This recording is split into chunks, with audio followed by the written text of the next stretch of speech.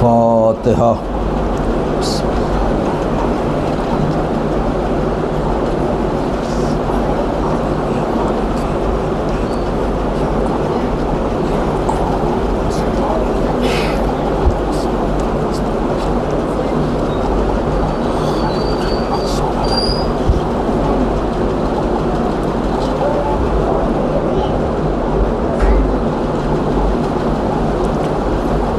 اعوذ باللہ من الشیطان الرجیم.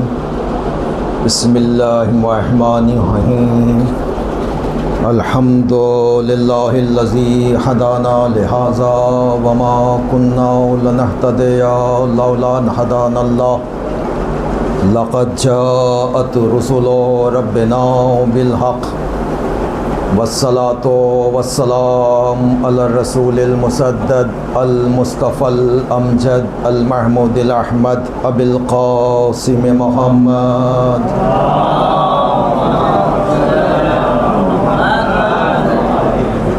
والصلاة والسلام على أهل بيته الطيبين الطاهرين المعصومين المظلومين ولعنة الله على أعدائهم ومنكر فضائلهم وخاسب حقوقهم أجمعين. أما بعد فقد قال سبحانه تبارك وتعالى في محكم كتابه الحكيم. بسم الله الرحمن الرحيم. یا ایہا الذین آمنوا اذا قیل لکم تفسحوا فی المجالس. صلوات پڑھے محمد و آل محمد.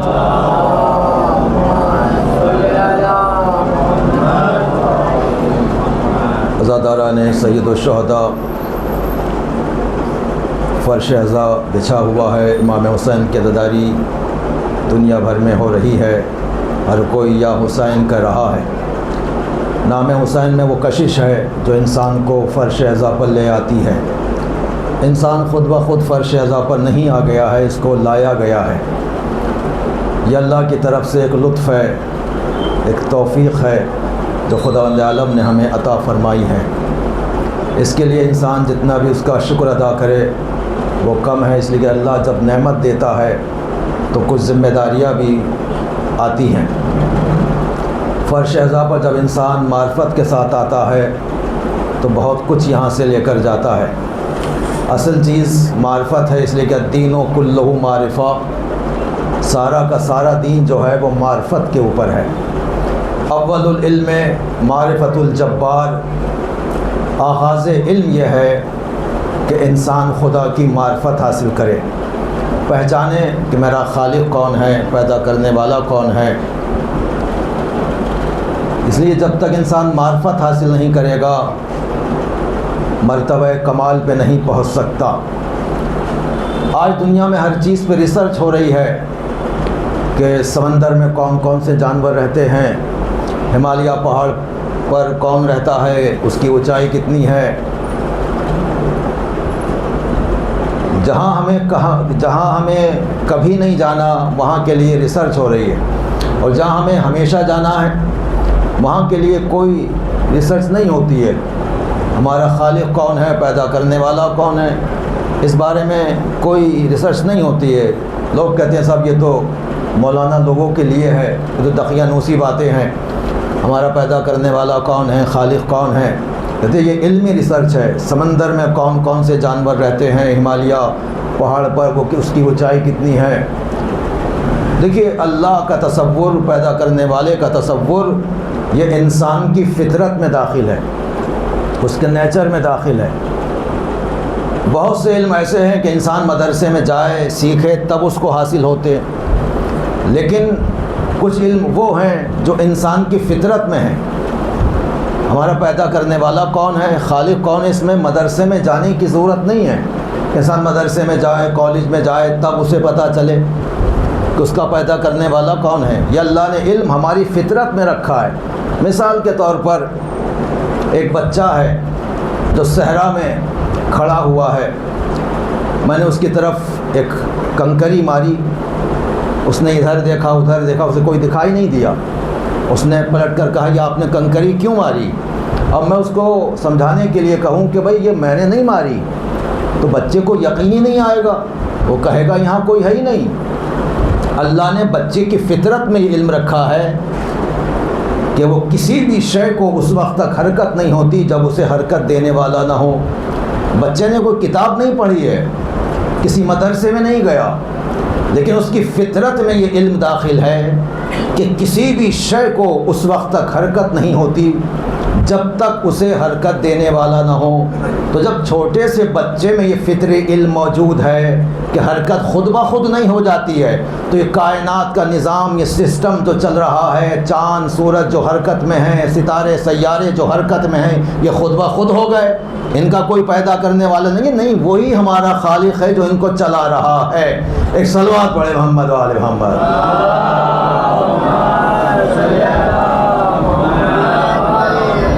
تو خدا کا تصور، پیدا کرنے والے کا تصور، یہ انسان کی فطرت میں ہے۔ پیغمبر اسلام سے سوال ہوا، یا رسول اللہ ذرا یہ بتائیے وہ خدا ہمارے سامنے نہیں آ سکتا، اس لیے وہ جسم و جسمانیات سے منزہ ہے، پاک و پاکیزہ ہے، وہ کبھی آ بھی نہیں سکتا۔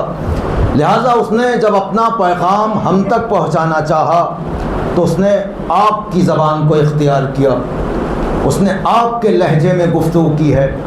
جب امت تک پیغام پہنچانا ہوا تو اس نے لہجہ محمدیہ میں گفتگو کی ہے۔ ذرا ہمیں یہ بتائیے، اسی اللہ نے معراج کی منزلوں پر جب آپ سے گفتگو کی تو کس کے لہجے میں گفتگو کی؟ یہ رسول سے اسی زمانے میں سوال ہو رہا ہے کہ وہ خدا ہمارے سامنے نہیں آیا، وہ جسم نہیں رکھتا ہے، لہذا جب وہ اپنا پیغام پہنچانا چاہتا ہے تو وہ آپ کی زبان کو اختیار کرتا ہے۔ تو ہمیں یہ بتا دیجئے، معراج کی منزلوں پر جب اللہ نے آپ سے باتیں کی ہیں کس کے لہجے میں کی ہیں؟ تو یہاں پر دو روایتیں ہیں۔ ایک روایت میں کلمنی باللغت علی ابن ابی طالب، علی کی زبان میں اللہ نے مجھ سے گفتگو کی۔ دوسری روایت میں کلمنی بلہجت علی، اللہ نے مجھ سے علی کے لہجے میں گفتگو کی ہے۔ کلمنی بلہجت علی ابن ابی طالب، اللہ نے معراج کی منزلوں میں مجھ سے علی کے لہجے میں گفتگو کی ہے۔ تو وہ معراج کی منزلیں ہیں جہاں قدرت نے گفتگو کے لیے علی کے لہجے کو استعمال کیا۔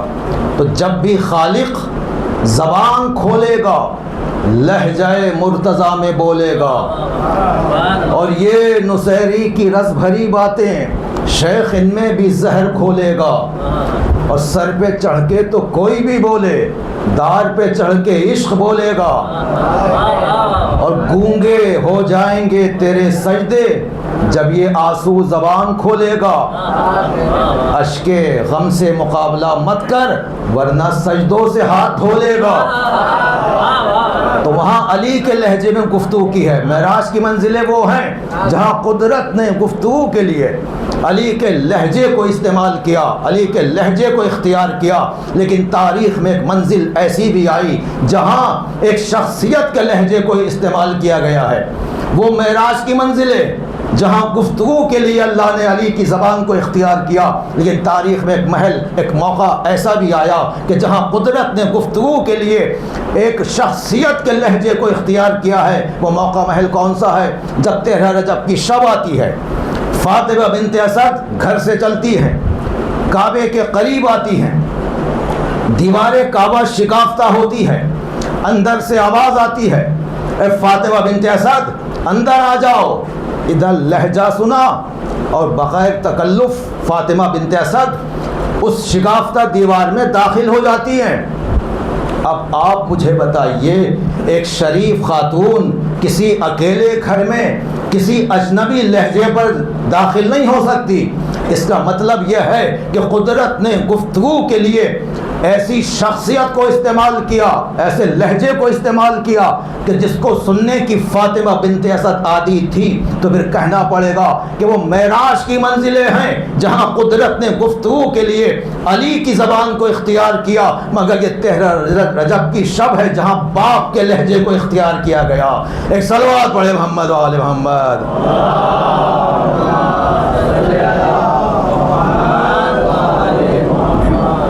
3 دن فاطمہ بنت اسد کعبے میں رہیں۔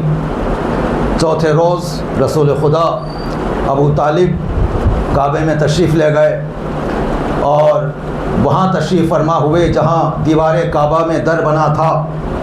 اب نبی کعبے سے باہر ہیں، علی کعبے کے اندر ہیں۔ ایک دیوار کعبہ کا پردہ ہے جو نبی اور علی کے درمیان حائل ہے۔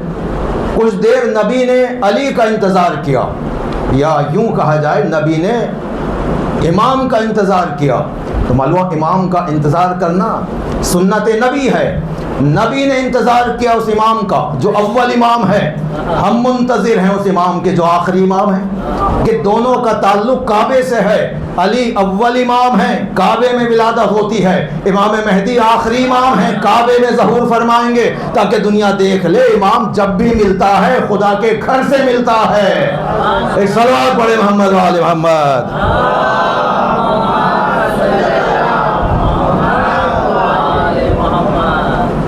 امام کہاں سے ملتا ہے؟ خدا کے گھر سے ملتا ہے۔ فراز دار سے میسم اذان دیتے ہیں، رہے گا ذکر علی ہم زبان دیتے ہیں۔ صفے بناؤ محبوں کے دار سے میسم، نماز عشق علی کی اذان دیتے ہیں۔ علی کی جائے ولادت کی جب بھی بات چلی، کہا خدا نے ہم اپنا مکان دیتے ہیں۔ اللہ نے مکان دے دیا، ولادت ہو گئی۔ وہاں مکے میں جب ولادت ہوتی تھی قریش میں، تو ایک جگہ تھی، وہ اپنے بچے کو لا کر، وہاں ایک اژدہا رہتا تھا، اژدہے کے پاس بچے کو لا کر ڈال دیا کرتے تھے۔ وہ اژدہا نکلتا تھا، بچے کے پاس آ کر پھونک کرتا تھا، سانپ کا پھن دیکھا ہے؟ بس جو بچہ ہاتھ پاؤں مارتا رہا تو لوگ سمجھتے تھے صحیح ماں باپ کا بچہ ہے۔ جو بچہ بے ہوش ہو گیا، لوگ کہتے تھے بھئی یہ بچہ صحیح نہیں ہے۔ وہ اژدہا ڈستا نہیں تھا، صرف بے ہوش کرتا تھا۔ مجھے اژدہے سے یہی شکایت ہے کہ وہ ڈستا کیوں نہیں تھا؟ اگر ہر ناجائز کو ڈس گیا ہوتا تو آج سارا جھگڑا ہی ختم تھا۔ ایک صلوات پڑھے محمد و آل محمد۔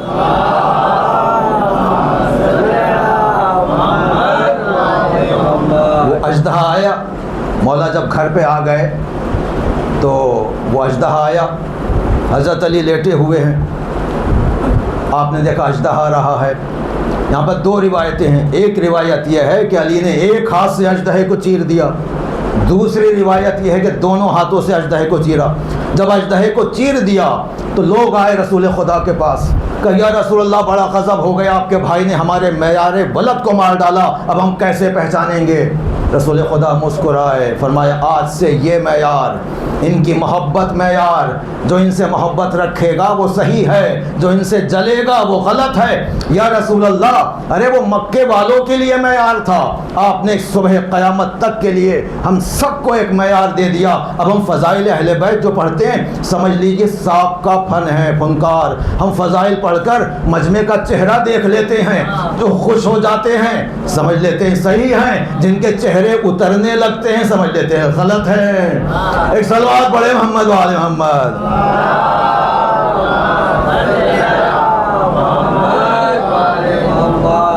وہاں مکے میں ایک صاحب رہتے تھے جن کا نام تھا ابو جہل، نام تو سنا ہوگا، کسی جاہل آدمی کو بھی کہہ دیجئے وہ بھی بگڑ جائے گا، نہ جانے جہالت کے کس درجے میں ہوتے تھے، تو ایسا نام رکھتے تھے ابو جہل، جہالت کے ابا، جہالت کے باپ۔ جب علی علیہ السلام کی ولادت ہوئی، اچھا یہ ابو جہل جو تھے 30 سال کا بڑا جوان طاقتور تھا، یہ اپنی بخشش کا ایک سامان کیا کرتے تھے۔ جب بھی قریش میں کوئی بچہ پیدا ہوتا تھا تو کسی بزرگ بت کے قدم کی مٹی اس کی آنکھوں میں بطور سرما لگاتے تھے، اور یہ ان کی فری سروس تھی، کوئی اجرت وغیرہ نہیں لیتے تھے۔ جب حضرت علی کی ولادت ہوئی تو 3 دن تو ابو جہل کا بس نہیں چلا، اس لیے کہ وہ کعبے میں تھے۔ حضرت علی جب گھر پر آئے تو ابو جہل ہاتھ میں یا پڑیا میں مٹی لیے ہوئے آیا آنکھوں میں سرما لگانے کے لیے۔ حضرت علی نے دیکھا ابو جہل آ رہا ہے، اپنی آنکھوں کو بند کر لیا۔ آپ نے سرما لگاتے ہوئے دیکھا ہے نا، ماں کو بہن کو جو بھی ہوتا ہے اس کی آنکھوں پر جھکا ہوا ہوتا ہے، ایک ہاتھ سے آنکھ کھولی جاتی ہے، ایک ہاتھ سے سرما لگایا جاتا ہے۔ یہی پوزیشن ابو جہل کی ہے، حضرت علی لیٹے ہوئے ہیں۔ اس نے چاہا ایک ہاتھ سے آنکھ کھولے، حضرت علی نے آنکھوں کو بند کر لیا۔ اس نے پھر چاہا آنکھ کھولے، انہوں نے پھر آنکھوں کو بند کر لیا۔ پھر تیسری مرتبہ اس نے چاہا کہ آنکھ کھولے، انہوں نے پھر آنکھ بند کر لی۔ اب چوتھی مرتبہ جو اس نے چاہا کہ آنکھ کھولے، ابو جہل کا وہ گول گول چہرہ علی کے چہرے کے قریب، ایک ہاتھ جو لگایا تو مٹی ادھر، ابو جہل ادھر، اپنے گالوں کو سہلاتا ہوا بھاگ گیا، پھر نہیں آیا ورنہ پھر پٹتا۔ مولا نے تماچا مار کر بتلا دیا کہ شان اہل بیت میں گستاخی کرنے والے یاد رکھیں، وہ تماچا پڑتا ہے کہ زندگی بھر منہ سیدھا نہیں ہوتا۔ ایک صلوات پڑھے محمد و آل محمد۔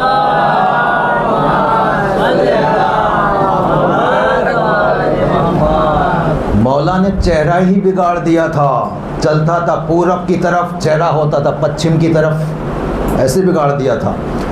مولا علی یہ ہے شجاعت، ابھی 3 دن کی عمر ہے، بچپنا ہے مولا کا، لیکن اس میں بھی ایسی شجاعت ہے۔ حضرت علی کی ذات جو ہے وہ انسانوں میں ایک زندہ معجزہ ہے۔ دیکھیے ہم حضرت علی کو جب علم میں دیکھتے ہیں، شجاعت میں دیکھتے ہیں، عصمت میں دیکھتے ہیں، عفت میں دیکھتے ہیں، طہارت میں دیکھتے ہیں تو بے مثال ملتے ہیں۔ ان سب کے بعد بھی ہم انہیں بندہ کہتے ہیں، خدا نہیں کہتے۔ ایک مرتبہ آپ اور سلمان یہ بیٹھے ہوئے کھجورے کھا رہے تھے۔ سلمان جو ہے بہت بوڑھے ہیں، مولا بالکل جوان ہیں۔ کچھ مذاق کی بات بھی ہونے لگی، مولا کھجور کھا کر اس کی گٹھلی سلمان کی طرف پھینک رہے تھے۔ تو جناب سلمان کہنے لگے، مولا میں نے مانا آپ علم میں مجھ سے زیادہ ہیں، لیکن عمر میں آپ سے بڑا ہوں، آپ مجھ سے مذاق کر رہے ہیں۔ آپ نے فرمایا سلمان بہت بوڑھے ہو گئے ہو؟ کہاں مولا میں آپ سے بہت بڑا ہوں عمر میں۔ تو مولا نے فرمایا سلمان یاد ہے ایک مرتبہ تمہیں جنگل میں ایک شیر نے تم پر حملہ کرنا چاہا تھا؟ یاد ہے وہ آدمی جس نے تمہیں جنگل میں شیر سے بچایا تھا؟ اب ان کے چہرے کا رنگ اترنے لگا کہ مولا یہ تو میری بچپنے کا واقعہ ہے، آپ کی پیدائش سے بہت پہلے کا، میرے اور اس آدمی کے خدا کے علاوہ کسی کو معلوم نہیں، میں نے کسی کو بتایا بھی نہیں، یہ آپ کو معلوم کیسے ہوا؟ کہ سلمان تمہارے پاس اس وقت اس آدمی کو تحفہ دینے کے لیے کچھ بھی نہیں تھا، تو تم نے جنگل سے پھول جمع کر کے ایک چھوٹا سا گلدستہ بنا کر اس کو دیا تھا اس احسان کے بدلے میں، یاد ہے؟ کہ ہاں سانس اوپر کی اوپر نیچے کے نیچے۔ کہ سلمان گھبراؤ نہیں، مولا نے وہی تر و تازہ گلدستہ جیب سے نکال کے دکھایا، یہی تھا نا وہ؟ کہاں مولا یہی تھا یہی تھا۔ آپ نے فرمایا سلمان گھبراؤ نہیں، ہر نبی کی مدد ہم نے چھپ کر کی ہے، رسول کی مدد علل اعلان کی ہے۔ لوگ اعتراض کر دیتے ہیں جناب آپ علی کو خدا بنا دیتے ہو، ارے تم ہمارے علی کو پہچانتے ہی نہیں، ہم علی کو دیکھ کر خدا کو پہچانتے ہیں، جس کا بندہ ایسا ہے اس کا خدا کیسا ہوگا؟ صلوات پڑھے محمد و آل محمد۔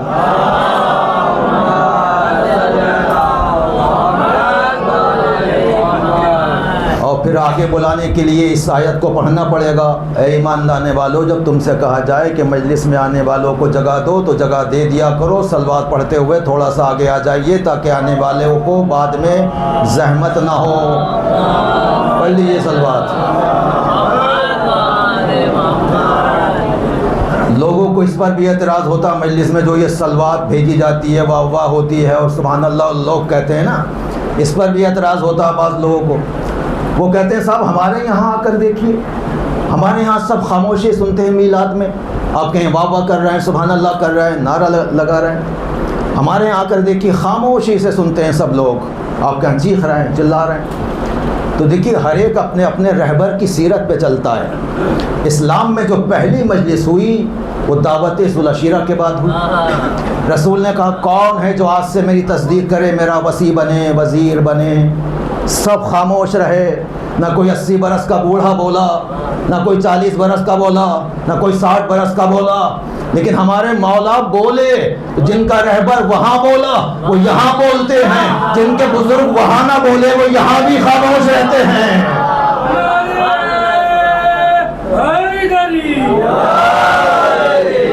کہ نعرہ آ گیا اسی پر، ایک صلوات پڑھے محمد وآل محمد۔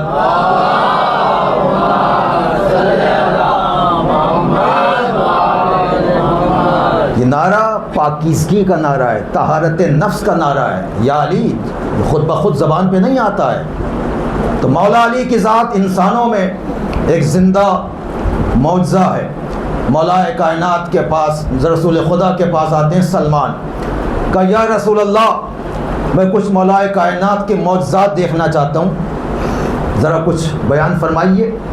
آپ نے فرمایا چابی لے کر فلاں وادی میں جاؤ، وہاں تمہیں ایک پتھر دکھائی دے گا، پتھر کو ہٹانا تو تمہیں ایک دروازہ دکھائی دے گا تالا لگا ہوا، اس تالے کو اس چابی سے کھولنا پھر تمہیں کچھ معجزات دکھائی دیں گے۔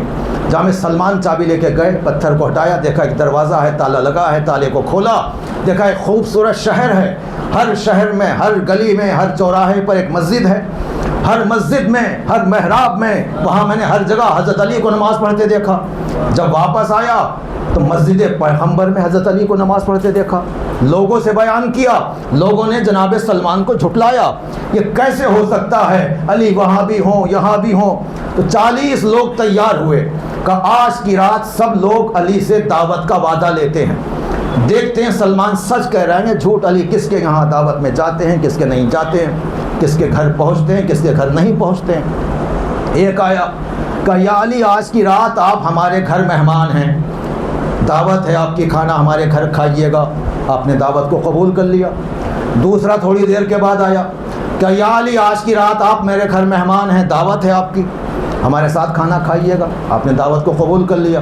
تھوڑی دیر بعد تیسرا آدمی آیا، اس نے کہا یا علی آج کی رات آپ میرے گھر مہمان ہیں، ہمارے ساتھ کھانا کھائیے گا، دعوت ہے آپ نے دعوت کو قبول کیا۔ اس طرح سے 40 لوگوں نے مولا سے دعوت کا وعدہ لے لیا۔ اب صبح ہوئی، اب سب لوگ جمع ہوئے دیکھنے کے لیے علی کس کے گھر گئے، کس کے گھر نہیں گئے۔ ایک شخص نے کہا علی ساری رات میرے گھر مہمان تھے، دوسرے نے کہا تم جھوٹے ہو، علی میرے گھر مہمان تھے، تیسرے نے کہا تم دونوں جھوٹے ہو، علی ساری رات میرے گھر مہمان تھے۔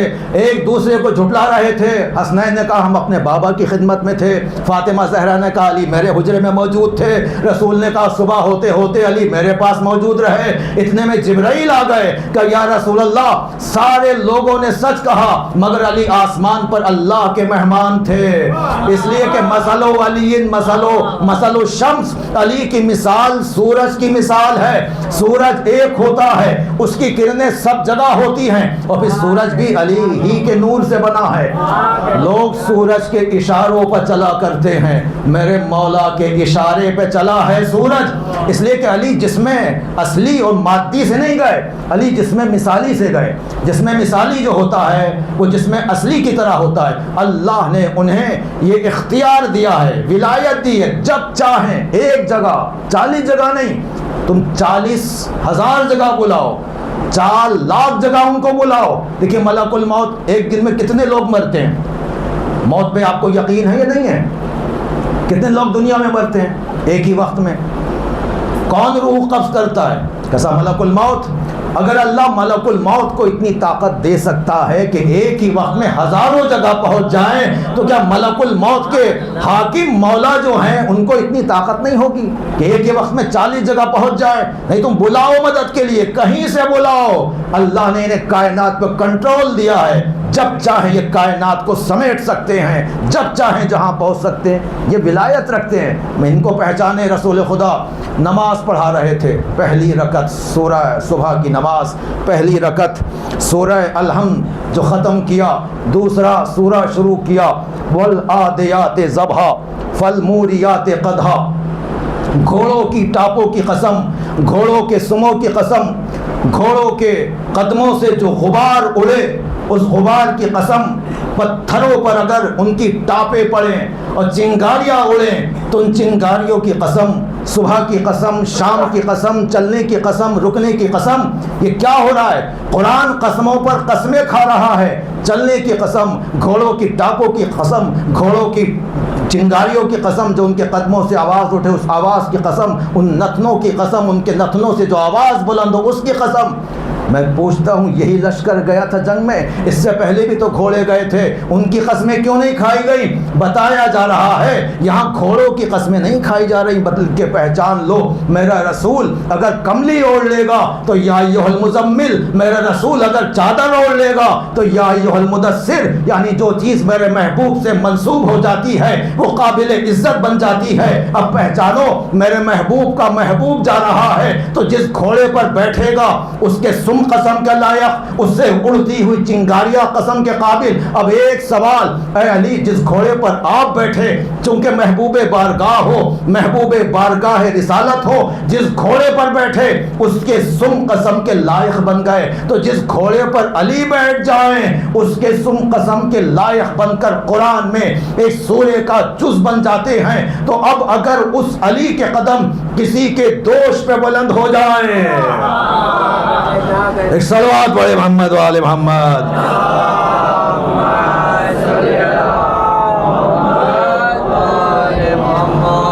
کس کی قسم کھا رہا ہے خدا؟ مرسلین کی، صدیقین کی، اولیاء کی؟ نہیں، گھوڑوں کی قسم، جس گھوڑے پر علی بیٹھ کے گئے۔ یعنی جانور بھی اگر کوئی اللہ کی راہ میں خدمت انجام دے تو وہ اتنا محترم ہو جاتا ہے کہ صرف وہ امام بارگاہوں میں نہیں، اس کا ذکر قرآن میں آ جاتا ہے۔ اللہ بڑا قدر شناس ہے، اللہ ذکر کرتا ہے، اللہ پہچان، اللہ جو ہے پہچانوارا ہے۔ جانور بھی اگر خدمت انجام دے رہا ہے، اللہ کے یہاں خدمت کرنے والوں کی قدر ہے، خدمت کرنے والوں کا صلہ اس کے یہاں ہے۔ تو علی کی ذات انسانوں میں ایک زندہ معجزہ ہے۔ نسبتوں کا احترام ہوتا ہے، نسبتیں اس لیے مقدس بنتی ہیں، علامتیں جو ہیں وہ شعور پیدا کرتی ہیں۔ بھائی حجر اسود علامت ہے، ہم نے حجر اسود کو نہیں چوما، خدا کے ہاتھوں پر بیعت کی ہے کہ ہم تیرے نظام کے پابند رہیں گے۔ ہم زمزم کا پانی لے کر نہیں آئے، ہم نے ان قدموں کی عظمت کا اقرار کیا کہ عصمت جہاں بھی قدم رکھ دے، جس سن و سال میں جس جگہ بھی قدم رکھ دے، اور جتنے وقت بھی یہ ساغر فضائل کا بہتا رہے گا اس کی فضیلتوں میں کوئی کمی نہیں آئے گی۔ علامت بوڑھا ہونا، پرانا ہونا، یہ انسانی مادے کے لیے مضر ہو سکتا ہے، مگر عظمتوں کے سورج اسی طرح طلوع ہوتے رہیں گے۔ صفا و مروہ کے درمیان دوڑتے ہوئے قدم یہ علامتوں کے طور پر ہیں۔ تو اسلام نے ہر اس چیز کو محفوظ کر لیا کہ جو علامت ہے۔ اب علامت کی جگہ لے لیتی ہے رسم۔ ہر وہ رسم جو کسی واقعے کو یاد دلائے وہ رسم بھی مقدس ہے، چونکہ واقعے کو یاد دلانے کے لیے ایک علامت بنتی ہے۔ جیسا کوئی بھی رسم، جیسے دنیا والے پڑھے لکھے لوگ یہ کہتے ہیں صاحب یہ رسم ہے، اس سے کیا فائدہ، یہ تبرک ہے، اس سے کیا فائدہ، یہی پیسہ کسی بچی کی شادی میں لگا دیا جائے۔ یہ کہاں کی باتیں کہاں لے جاتے ہیں لوگ۔ ایک صاحب نے مشورہ دیا یہ حج کرنے سے فائدہ کیا ہے، یہ 3-4 لاکھ روپیہ جو آپ خرچ کرتے ہو یہی پیسہ کسی یتیم بچے کو دے دو تو اس کی تعلیم ہو جائے۔ تو حج کو تو گئے نہیں مگر کسی یتیم بچے کو دے دیں گے، مگر جب دینے کا نمبر آئے گا تو 3 لاکھ میں سے 3,000 مشکل سے جیب سے نکلیں گے، باقی سب بیوی کی جیب میں۔ تو شیطان اسی طرح سے بہکاتا ہے کہ جو ایک مت کو دوسری مت میں، دوسری مت کو تیسری مت میں، کہنے لگے یہ سبیلوں سے کیا ہوتا ہے، گھر میں پانی موجود ہے، تبرک سے کیا ہوتا ہے، یہی تبرک جو آپ بانٹتے ہو کسی مدرسے میں، کسی یتیم خانے میں بھیج دو۔ تو دیکھیں اسلام نے ہر چیز کی ایک مد رکھی ہے، یہ زکوٰۃ کی مد، یہ خیرات کی مد، یہ صدقے کی مد، یہ ساری مدیں نہ زکوٰۃ ہیں نہ خیرات ہیں نہ صدقات ہیں، یہ اظہار محبت کے لیے ہے۔ کہاں لکھا ہوا ہے کہ مولانا صاحب آئیں تو ان کو مرغ کھلایا جائے؟ نہیں، یہ مہمان کی عظمت کا احساس ہے اپنے اپنے دلوں میں۔ کہیں نہیں لکھا ہوا تبرک میں کیا چیز بانٹی جائے۔ اس کا تعلق دل سے محبت سے ہے کہ تم محبوب کے نام پر کیا چیز نثار کر رہے ہو۔ تو اب یہ کہہ دینا کہ شادی کر دی جائے، تو جو اسلام نے شادی کی مدیں رکھی ہیں وہ کہاں گئی؟ میں پوچھوں گا اپنے خبز نکال کر حق کے سادات کہاں ڈالا؟ کہا صاحب خمس نہیں نکالتے. اچھا خمس نہیں نکالتے, تورک ہاں وہ بھجوا دیتے ہیں. تو یہ ہے شیطانی سوچ. دیکھیں اس سے بڑھ کر اور شرف کی بات کیا ہوگی. گھر میں جو روٹی ماں نے بنائی, بہن نے بنائی, نان بائی نے بنائی, وہ روٹی جب منسوب ہو گئی تو تبرک ہے. بھئی تبرک کیا ہے؟ اب تک یہ میری روٹی تھی, جب مجلس میں آ گئی تو امام حسین کی روٹی ہے. جب تک میری روٹی تھی آپ ہاتھ اٹھا کر مانگتے تو ذلت ہوتی, مگر جب امام حسین کی روٹی ہے تو ہاتھ اٹھا کر لینا ہی عزت ہے. ہاتھ اٹھا کر لینا. آپ کہیں گے صاحب یہ روٹی لینا عزت کیسے ہو گیا؟ میں کہا بھئی یہ تو جبرائیل سے پوچھو, فرشتوں سے پوچھو جو یتیم بن کر, اسیر بن کر, مسکین بن کر آئے تھے. ارے بیچارے ملک کے یہاں تو میدا ہی نہیں ہوتا, اس کے یہاں کوئی روٹی کھانے کا سسٹم نہیں ہے. کوئی یتیم بن کے آیا, مسکین بن کر, تو معلوم ہے شرف کی خاطر. تو اب اگر ملک کو شرف مل سکتا ہے روٹی پا کر, تو ہمارے پاس نہ فضہ کے ہاتھ کی روٹی, نہ وہ زہرا کا گھر, مگر ہمارا عشق, ہم نے اسے زہرا کا گھر کہا, ہم نے اپنے دروازے کو علی کا دروازہ کہا, ہم نے اپنی روٹی کو زہرا کا صدقہ کہا. ذرا عشق کی منزلوں پر پہنچ کر دیکھو کہ عاشق کا مزاج کیا ہوتا ہے, کہ جو شے محبوب سے منسوب ہو جائے. جو جب پانی مقدس بن گیا, مکے کی کھجوریں مقدس بن گئی, تو اسی طرح سے اگر ہم نے تبرک کہہ دیا تو پانی کا ایک قطرہ سبیل کا, روٹی کا ایک ٹکڑا, تبرک کا ایک ذرہ گر گیا, ٹکڑا گر گیا. کساوی سے کیوں اٹھایا جائے آج کے زمانے کے تقاضے کے تحت؟ عشق کی نگاہوں میں زری کے پھول کی پنکھڑی جو گر جائے گا سب گرنے دو. یہ کہاں سے آئی ہے؟ یہ پھول زہرا کے گھر کا ہے. کہ اب تم نسبتوں کو کیا جانو, نسبتیں کیا ہوتی ہیں. ایک صحابی آیا, کہا یا رسول اللہ ایک سخت پریشانی میں مبتلا ہوں. پوچھا کیا ہوا؟ کہا یا رسول اللہ میں نے ایک منت مانی تھی, اگر میرا وہ کام ہو گیا تو میں جنت کے دروازے کا بوسہ دوں گا. میرا وہ کام تو ہو گیا, مگر وہ جنت کا دروازہ, ویزا مل سکتا ہے, 1-2 دن کے لیے ہم جائیں وہ بوسہ دے کر واپس آ جائیں. تو پہلے تو رسول نے منع کیا, بھئی ایسی منتیں مانگتے کیوں ہو جو تمہارے اختیار میں نہیں ہیں. کہ یا رسول اللہ جذبات میں آ کر کہہ دیا تھا. اب حلال مشکل کشا یہ نہیں فرماتے نکل جاؤ ہماری بارگاہ سے, نہیں, ہر چیز کا حل اسلام کے پاس, ہر چیز کا حل پیغمبر اسلام کے پاس. فرما کوئی بات نہیں, جنت کے دروازے کا بوسہ دو گے؟ کہاں؟ کہ جاؤ ماں کے قدموں کو چوم لو, منت پوری ہو جائے گی. ماں کے قدموں کو چوم لو, منت پوری ہو جائے گی. اس نے سر جھکا کر افسوس کا اظہار کیا. پوچھا کیا ہوا؟ کہ یا رسول اللہ ایک مدت ہو گئی, ماں کا انتقال ہو گیا. ہمارا کوئی بات نہیں, جاؤ ماں کی قبر کو بوسہ دے لو.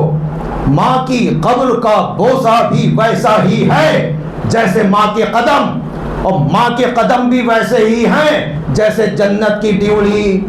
ذرا نسبت ملاحظہ فرمائیے. اور نبی تھا تو نبی کے کہنے کے بعد تو واجب ہو گیا ہونا. اگر یہ کہہ دے, اگر کوئی چیز نبی ہو اور یہ کہہ دے تو شے پر واجب ہو جاتا ہے ہونا. جیسے کہہ دے کل درزی آئے گا, تو نہ کوئی درزی تھا نہ آنے والا تھا.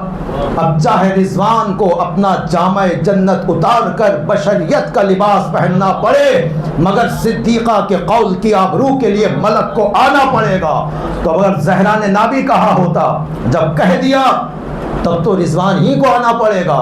اسی طرح سے اگر نبی نے نبی کہا ہوتا, میں جب کہہ دیا کہ ماں کا قدم جنت کی ڈیوڑی ہے, تو مجھے نہیں معلوم کتنے نالائق بیٹوں نے بیوی کے کہنے پر آ کر ماں کو گھر سے نکال دیا ہوگا.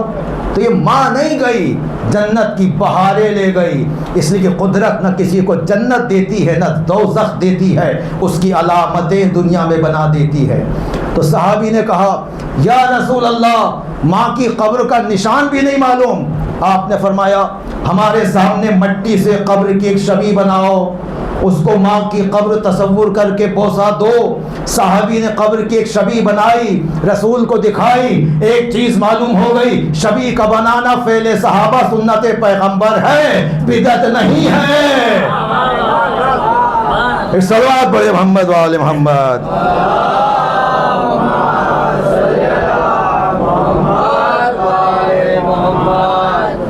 نسبتوں کا احترام ہوتا ہے. اب تم کیا جانو نسبتیں کیا ہوتی ہیں. نسبتیں مقدس بنتی ہیں، علامتیں شعور پیدا کرتی ہیں. عزاداری شعور پیدا کرنے کے لیے. انسان جب معرفت کے ساتھ پہلا علم اول العلم معرفت الجبار، اللہ کی معرفت حاصل کرو، پہچانو مجھے میں کہاں سے آیا ہوں، مجھے کہاں جانا ہے. مولا فرماتے ہیں خدا رحمت نازل کرے اس بندے پر جو یہ جانتا ہے کہ وہ کہاں سے آیا ہے، کہاں اس کو جانا ہے اور کیوں آیا ہے.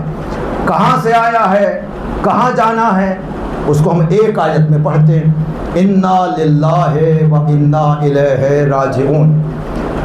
کیوں آیا ہے انسان اس دنیا میں، اس کو دوسری آیت میں بیان کیا گیا، وما خلقت الجن والانس الا لیعبدون. ہم نے جنوں کو انسانوں کو عبادت کے لیے پیدا کیا. لیعبدون جو ہے لیعرفون، تاکہ تم پہلے اللہ کی معرفت حاصل کرو. جب معرفت حاصل کرو گے تب تم بلندی حاصل کرو گے. معرفت ہر چیز میں شرط ہے. الدینو، میں نے شروع میں کہا دینو کلہ معرفہ، من ماتا ولم یعرف امام زمانہ ماتا میتۃ جاہلیہ. جو اپنے زمانے کے امام کو نہ پہچانے مر جائے وہ جاہلیت کی موت مرا. جاہلیت کی موت جیسے ابو جہل مرا، ابو لہب مرا. تو معرفت بہت ضروری ہے عبادتوں کے لیے. فرش اعضاء یہ بھی عبادت ہے. انسان وضو کر کے فرش اعضاء پر آئے، سونے کے لیے جائے بستر پر وضو کر کے جاؤ، اس لیے کہ عبادت میں تمہاری ساری رات بسر ہوگی. فرش اعضاء پر آ رہے ہو، تمہارے قدم یہاں پنج تن موجود ہوتے ہیں. ہمارا عقیدہ ہے کہ یہاں پنج تن تشریف فرما ہیں.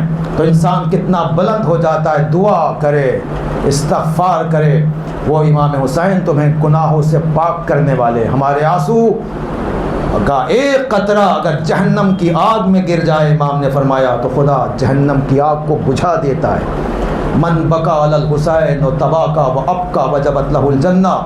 جو حسین پر روئے یا غم کا اظہار کرے اس پر جنت واجب ہو جاتی ہے، اس کے جنت اس کے نامہ اعمال میں لکھ دی جاتی ہے. یہ بڑی معرفت ہے. اس میں معرفت کی بھی شرط لگائی گئی ہے. معرفت کے ساتھ انسان روئے، معرفت کے ساتھ زیارت کے لیے جائے تو وہ جنت اس کے نامہ اعمال میں لکھی ہوئی ہے. یہ ایام جس میں ہم سید الشہداء کا غم منا رہے ہیں، یہ ایام بڑے متبرک ایام ہیں. فرش اعضاء یہ کوئی سیاسی فرش گاہ، سیاسی لوگوں کی فرش گاہ نہیں ہے. یہ محبت کی فرش گاہ ہے، ایمان والوں کی فرش گاہ ہے. جو فرش اعضاء ایمان والوں کی ہے. صاحبان ایمان یہاں تشریف فرما ہے، صاحبان علم یہاں تشریف فرما ہے. جو فرش اعضاء پر آیا وہ معرفت کے ساتھ آیا ہوا ہے، اس کو معرفت ہے. امام حسین سے وہ محبت، امام اس سے محبت کرتے ہیں، یہ امام حسین سے محبت کرتا ہے. عزادارو دیکھیے، اہل بیت کا گھرانہ بڑا کریم گھرانہ ہے. اس گھرانے میں جو بھی فرد آئی وہ لاجواب. چھوٹے چھوٹے بچے کم سن، کتنی عظمت دی ہے اس گھرانے نے. کنیز بھی ہے تو اپنے آپ کو کنیز تصور نہیں کرتی. غلام ہے، غلام بھی اپنے آپ کو غلام تصور نہیں کرتا. امام آزاد کرنا چاہتے، کوئی آزاد نہیں ہوتا. سب کا ذکر کیا جائے، اگر ایک غلام ابو ذر جون کا ذکر نہ کیا جاتا تو شاید وہ شکایت کرے. غلام ابو ذر جناب جون ایک وقت خدمت امام میں آئے، مولا میں بھی میدان میں جانا چاہتا ہوں. امام نے فرمایا جون تمہارے بڑھاپے کا عالم ہے، تم ہمارے ساتھ اس لیے آئے تھے کہ تمہارا بڑھاپا آرام سے گزرے. جان ہماری مصیبتوں میں کیوں شریک ہوتے ہو؟ جاؤ، ہم نے تمہیں آزاد کیا، جہاں تمہارا دل چاہے چلے جاؤ. تو جب جان سے کہا نا تمہیں اجازت نہیں ہے، کربلا میں بہت سی منزلیں ایسی آئیں جب امام نے شروع میں اجازت نہیں دی کسی کو تو کسی نے قدموں میں سر رکھ دیا، کسی نے ہاتھوں کے بوسے لیے، کسی نے دامن پکڑ لیا کہ مولا جب تک آپ اجازت نہیں دیں گے ہم دامن نہیں چھوڑیں گے. لیکن جب جناب جان سے کہا تمہیں اجازت نہیں ہے تو جناب جان نے نہ دامن پکڑا نہ قدموں میں سر رکھا، 2 قدم پیچھے ہٹے. کہنے لگے آقا میں سمجھ گیا آپ مجھے کیوں اجازت نہیں دے رہے، اس لیے کہ میرا رنگ سیاہ ہے، میرے جسم سے بوئے بد آتی ہے، آپ نہیں چاہتے کہ میرا خون آپ کے پاکیزہ خون میں شامل ہو، لیکن مولا اگر میں اپنے آخری خون کا قطرہ آپ کے خون میں شامل نہ کر دوں تو مولا مجھے جان نہ کہنا۔ عزادارو پھر وہ منزل آ گئی کہ امام نے جناب جان کو اجازت دی، جان میدان میں آئے، عظیم شجاعت پیش کرتے ہیں، لشکر پر حملہ کر رہے ہیں، لڑتے لڑتے زخمی ہوئے، گھوڑے سے گرے، گرتے ہوئے آواز دی آقا میری مدد کو آئیے۔ وہی امام جو علی اکبر کے سرحانے پہنچے، جو عباس کے سرحانے پہنچے، جب جان نے کہا مولا میری مدد کو آئیے تو امام گرتے پڑتے تیزی کے ساتھ جان کے لاشے پر پہنچے، جان کے سر کو اپنے زانوں پہ رکھا اور ایک عجیب انداز اختیار کیا جو کسی شہید کے لیے نہیں ملتا۔ امام نے اپنا چہرہ جھکانا شروع کیا اور اتنا جھکایا کہ جان کے رخسار سے امام کے رخسار مل گئے اور اپنے رخساروں کو جان کے رخساروں پر ملنا شروع کیا اور خدا کی بارگاہ میں دعا کرتے ہیں پروردگار اس جان کو اپنے سیاہ رنگ کا بڑا خیال تھا تو اس کے سیاہ رنگ کو نور میں تبدیل کر دے، پروردگار اس کو اپنے جسم سے آنے والی بوئے بد کا بڑا خیال تھا تو اس کی بوئے بد کو خوشبو میں تبدیل کر دے۔